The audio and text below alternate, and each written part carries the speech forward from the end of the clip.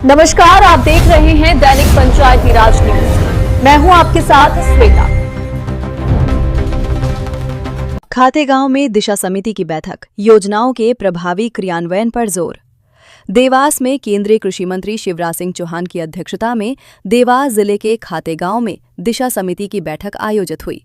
बैठक में संसदीय क्षेत्र विदिशा अंतर्गत खातेगांव विधानसभा क्षेत्र के विकास कार्यों और केंद्र सरकार की विभिन्न योजनाओं की प्रगति की समीक्षा की गई।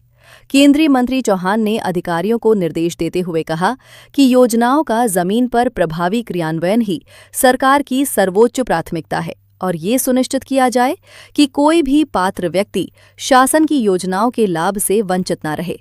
उन्होंने प्रधानमंत्री आवास योजना, जल जीवन मिशन, स्वच्छ भारत मिशन, प्रधानमंत्री ग्राम सड़क योजना और राष्ट्रीय ग्रामीण आजीविका मिशन सहित कई योजनाओं की समीक्षा की। बैठक में खातेगांव विधायक आशीष शर्मा, जिला अध्यक्ष राय सिंह सेंधव, भैरूलाल अटारिया सहित अन्य जनप्रतिनिधि मौजूद रहे।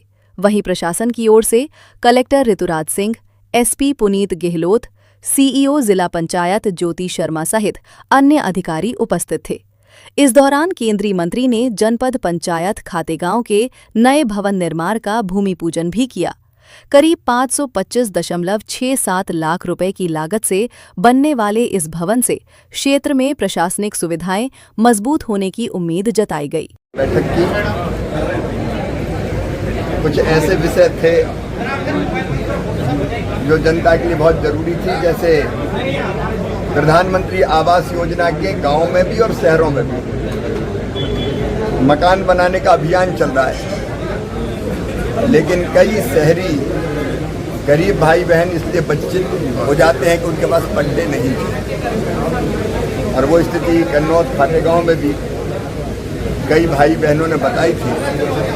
आज बैठक में तय किया कि भरसक कोशिश करेंगे धारणाधिकार के तहत उनके पट्टे बने। अगर कहीं मत परिवर्तन की बात आती है तो वो करके भी कोशिश ये होगी कि पात्र कोई हितग्राही वंचित ना रहे और सब गरीबों के मकान बन जाए। अभी विकसित भारत जी राम जी मनरेगा की जगह योजना आने वाली है और उसके अंतर्गत इस साल जो बजट का प्रावधान है वो 1,51,282 करोड़ रुपया जो 2,86,000 पंचायतों में आएगा, तो एक विशाल धनराशि पंचायतों को मिलने वाली है और उस धनराशि से गांव का संपूर्ण विकास हो जाए। क्योंकि तय करेगी ग्राम पंचायत, ग्राम सभा। अब दिल्ली तय नहीं करेगी, भोपाल तय नहीं करेगा कि कौन से काम करना चाहिए। तो एक चर्चा ये हुई है कि पहले से अवेयरनेस क्रिएट करके पानी के संरक्षण के काम या गांव के विकास के काम या आजीविका मूलक काम कौन से लेना चाहिए, उसके बारे में थोड़ा एजुकेट भी करेंगे और विकसित भारत के लिए हर गांव विकसित बन जाए, ये इस योजना से संभव है। तो उस दिशा में जिला प्रयत्न करेगा। एक गंभीर संकट जो हम मानते हैं, जिसके बारे में आज हम लोगों ने चर्चा और चिंता की है, इस बार गर्मी का असर ज़्यादा व्यापक होने वाला है, अभी से ही हम लोग महसूस कर रहे हैं। तो ऐसे समय पेयजल का संकट ना रहे। हमारी जल जीवन मिशन की जो योजना है उनको पूरा होने में समय है। एकल योजनाओं के माध्यम से भी पानी मिले, नहीं तो वैकल्पिक रूप से क्या क्या व्यवस्थाएं हो सकती है ताकि पेयजल का संकट पैदा ना हो, उस पर भी हम लोगों ने विस्तार से चर्चा की है।